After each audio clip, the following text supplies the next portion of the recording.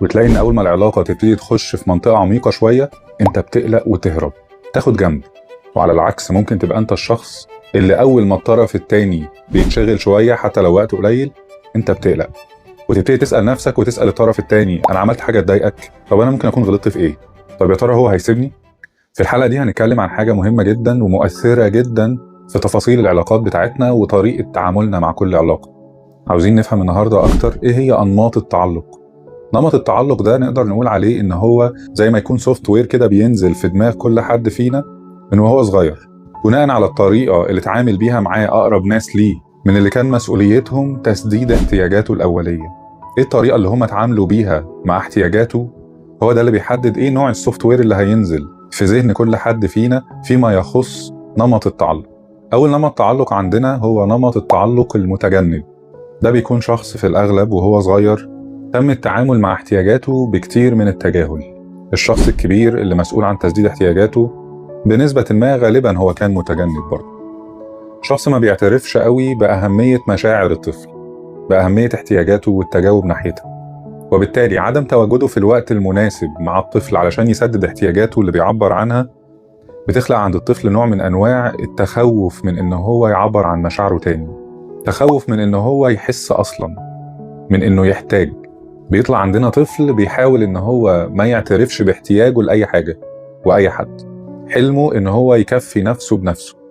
أنا مش عاوز أطلب من حد حاجة تاني وأترفض، مش عاوز أبين لحد احتياجي ويستقل بيه أو يتقل عليا. فيبتدي الطفل ده هو بنفسه اللي يكون بيتجاهل احتياجاته الشخصية والنفسية ويحتقر مشاعره. الطفل اللي عنده النمط ده من التعلق لما بيكبر بيكون عنده نفس السمات دي بس على كبير بقى. بيخاف جدا من القرب، نفسه حد يهتم بيه وباحتياجاته بس ما بيعترفش باحتياجاته أصلا. لو جيت تقرب منه بيقلق. الشخص ده لو جيت تعبر له عن مشاعرك بشكل واضح تلاقيه رجع خطوتين 3 لورا. هو عاوز ناس في علاقات معاه بس عاوز طول الوقت اللي قدامه يكون على مسافة كده آمنة. أنا مش عاوزك تقرب بطريقة تحط عليا مسؤولية أزيد من اللازم. الشخص ده بيقلق جدا من العلاقات اللي ممكن تدخله في حيز مسؤولية هو في غنى عنها، وابقى مضطر بقى بعد كده اخد بالي منك ومن مشاعرك واشوف احتياجاتك. لا لا لا لا، انا ماليش في الكلام ده خالص. ومقابل ده انا كمان مش عاوز حد يهتم بمشاعري ولا احتياجاتي، انا زي الفل كده. طب هل الشخص ده بيرتاح يعني وهو لوحده؟ مش بالظبط. هو بيحاول عادي ان هو يدخل في علاقات، بس اول ما العلاقة يظهر ليها ملامح عمق او قرب يقلق ويخاف ويهرب. الشخص ده جوه العلاقات بتلاقيه طول الوقت بيتعامل بطريقة كده توضح للي قدامه ان انت مشاعرك دي افورة. طب هل ده معناه ان هو مش فاهم اصلا اهمية المشاعر؟ هو اتعلم من وهو صغير واتسيستم على ان دي تبقى طريقة تفكيره وتعامله مع المشاعر والاحتياجات. قضى وقت طويل جدا اتغيرت فيها برمجته، بقى مش واعي فعلا بمشاعره ولا مشاعر اللي قدامه. مش عاوز يعترف باحتياجاته الشخصية ولا عاوز يعترف باحتياجات اللي قدامه او مسؤوليته في التعامل معاها. ده النمط المتجنب. في النمط التاني اللي هو عكسه تماما، النمط القلق. النمط ده بيظهر عند شخص كان في طفولته الشخص الكبير اللي مسؤول عن تسديد احتياجاته مش ثابت، مش سهل الطفل يتوقعه. وارد جدا في وقت الشخص الكبير ده يغضب فيمنع عني تسديد احتياج معين كنوع من انواع العقاب. لما بيكون الشخص المسؤول شخص بيتعامل بنوع من انواع القسوة، او ان هو يكون بيساوم الطفل في اوقات كتير ما بين ان هو ينفذ اللي هو عايزه او انه يحرمه من الحب والاهتمام وتسديد الاحتياج. ولان الطفل بيكون هو الطرف الاضعف في المعادلة دي، فغالبا لما بيتعرض لمساومة من النوع ده بيخضع. وبيتعلم الطفل ده في التوقيت ده ان هو لازم يتعلم يجي على نفسه ويلغي مشاعره عشان يعمل اللي قدامه عاوزه ومقابل ده يتسدد احتياجه. فبيكبر الشخص ده على عكس تماما النمط الاولاني اللي اتكلمنا عليه. بيكبر خايف جدا طول الوقت لحسن اللي قدامه يبعد. وارد اكون بتصل بيك وانت مشغول في حاجة بس فما بتردش. انا بالنسبة لي دماغي تقعد تجيب في سيناريوهات للصبح، يا ترى انا عملت حاجة ضايقته فما بيردش عليا؟ طب هو يا ترى بقى عنده حد غيري بيتكلم معاه وسط اليوم ويعبر له عن الحاجات اللي شغلاه؟ النمط القلق. هو بيبقى قلقان طول الوقت من اي مؤشرات تحسسه انه ممكن يتساب تاني زي زمان، وعنده استعداد طول الوقت يدفع من مجهوده ويدفع من تجاهله لمشاعره الشخصية ويدفع وقت ويدفع كل حاجة عنده علشان يحصل على علاقة تبان ليه مستقرة. في النمط ده بيبقى معتاد جدا ان انا عاوز اسيطر على اللي قدامي، عاوز اسيطر على وجوده بالشكل اللي يطمني طول الوقت اني مش هتساب. في العلاقات الشخص اللي عنده النمط ده في الاغلب بتبقى كلماته المتكررة زي ما قلنا من شوية كده: لو انا عملت حاجة تضايقك، انا اسف لو عملت حاجة ممكن تكون زعلتك مني، انا خايف انك تسيبني، انا حاسس ان انت ما بقتش قريب مني زي زمان، انا خايف طول الوقت انك تعجب بحد تاني غيري فياخدك مني. يبقى كده اول نمط عندنا هو النمط المتجنب، تاني نمط هو النمط القلق، تالت نمط هو النمط المضطرب او المشتت. ده بقى للاسف طفل بينشأ برضه في بيئة غير آمنة من حيث تسديد احتياجاته الشخصية كطفل، بس لانه كان بيتأرجح بين الترك والتجاهل والاختفاء والظهور، فبينشأ عنده نمط ميكس ما بين الاتنين اللي فاتوا. فهو مش بيبقى مرتاح على اي جنب، ولا في انه يبعد تماما ويهرب، ولا في انه يلاحق اللي قدامه ويفضل قلقان لحسن يتساب. هو بيفضل يتمرجح بين الناحيتين. فلما انت تقرب مني زيادة ده يكون محفز للجزء جوايا اللي بيخاف من القرب والالتزام ومن إلحاح الاحتياجات، فتلاقيني بهرب منك. واول ما اهرب، لو انت تجاوبت مع الهروب دوت وابتديت تاخد جنب، انا اخاف ان انت تسيبني وارجع لوحدي، فتحول لان انا اللي اكون بلحقك وبسألك هو انا عملت حاجة تضايقك؟ طب انا اسف ما كانش قصدي ان انا اعمل كده. هو عبارة عن مزيج ما بين اول وتاني نمط. النمط الرابع هو النمط الآمن، وده السوفت وير اللي بينزل عند طفل تم التعامل مع احتياجاته بشكل سوي على قدر الامكان، فكان المسؤول عن الرعاية بالنسبة له شخص حاضر وثابت وما بيساومش الطفل على تحقيق احتياجاته او عطاء الحب. هنا الطفل ده بينشأ عنده سمة مهمة جدا، انه بيكون عنده نمط تعلق آمن.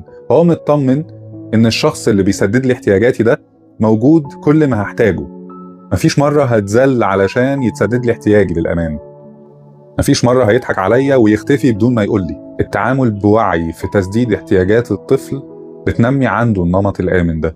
فبيجي بعد كده في مرحلة الاستكشاف ان هو عاوز يستكشف اللي حواليه، بيبقى مطمن الطفل ان هو هيروح يبعد عن مصدر تسديد الاحتياج بتاعه شوية ويروح يستكشف هنا ويمين وشمال ويشوف الحياة عاملة ازاي حواليه، ولو خاف او اضطرب هيرجع هيلاقي مسدد الاحتياج بتاعه موجود وعنده استعداد يسدد احتياجي. الشخص ده هو اللي لما بيكبر بيبقى عنده نمط متوازن في التعامل مع العلاقات، بيعرف يتوازن ما بين القرب والانفصال. مش قصدي الانفصال في العلاقات، قصدي الانفصال يعني الاستقلالية في العلاقات. أنا قريب منك جدا وعندي استعداد أتعامل مع احتياجاتك النفسية ومشاعرك، وعندي استعداد برضو إن أنت تتعامل مع احتياجاتي النفسية ومشاعري، وهنيجي عند وقت معين كل حد فينا هيبقى محتاج إنه يبقى مستقل عن التاني. إحنا مش دايبين في بعض، إحنا كل واحد فينا ليه كيانه، لكن إحنا مسؤولين ناحية بعض وقريبين. التوازن ده ما يفهموش غير حد عنده النمط الآمن للتعلق. طب هل لو الطفل اتسدد له احتياجاته بشكل سوي، هل ده بيضمن ان هو لما يكبر ويدخل في علاقات اكيد يعني 100% هيبقى سوي جدا وعنده نمط تعلق آمن؟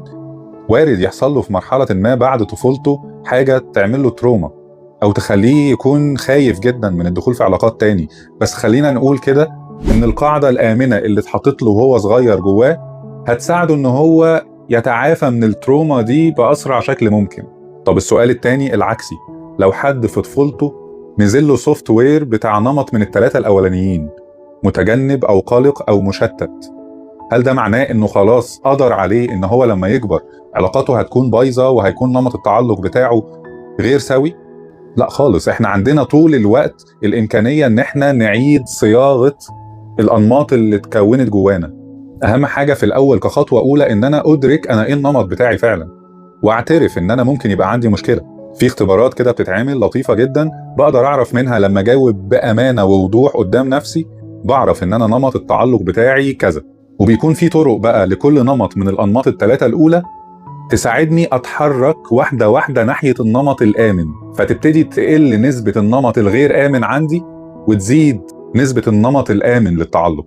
كل ما بمشي خطوات أكتر في تدريب نفسي في علاقاتي وفي حياتي اليومية، كل ما نسبة نمط التعلق الآمن بتزيد عندي. فدي حاجة بتتظبط وبتتغير، بس محتاجة مني أمانة في الاعتراف بمشكلتي وشجاعة في إني آخد خطوات فعلا تساعدني، حتى لو الخطوات دي بانت في الأول غير مريحة ليا، لأن هي حاجة غير اللي أنا متعود عليها طول السنين اللي فاتت. صاحب النمط الآمن للتعلق وهو كبير في العلاقات بيكون قادر يحط حدود صحية، قادر يتوازن ما بين ان انا ما بخافش من القرب وفي نفس الوقت ما بخافش واترعب من ان انت يكون ليك مساحتك الشخصية. انت متضايق شوية وعاوز تهدى كده وتقعد لوحدك في هدوء، ما باخدش انا ده بقى واستقبله بشكل من الرعب في ان انت كده بتبعد مني وما بقتش عايزني قريب زي الاول. لا، انا عادي مدرك ان انت عاوز ومحتاج تكون لوحدك شوية، وبوضح لك ان انا متاح وموجود اول ما تبقى انت قادر ومحتاج ان اكون موجود. بعرف احط الحدود الصحية اللي تضمن عدم اذيتك وعدم اذيتي بدون ما اخاف لحسن وضع الحدود الصحية ده يبوظ العلاقة، لاني فاهم ان الحدود دي لو بوظت العلاقة فالعلاقة ما كانتش صحية، ولو العلاقة دي صحية فوضع الحدود الآمنة بتزود العلاقة متانة. لو فرق معاك الموضوع ده وحابب انك تقرأ اكتر عن انماط التعلق وازاي نتعامل معاها بشكل صحي ونتحرك من النمط الغير آمن بتاعنا في اتجاه النمط الآمن، ارشح لك انك تقرأ كتاب أزمة تعلق للدكتور ماهر عبد الحميد. شكرا على وقتكم واشوفكم على خير.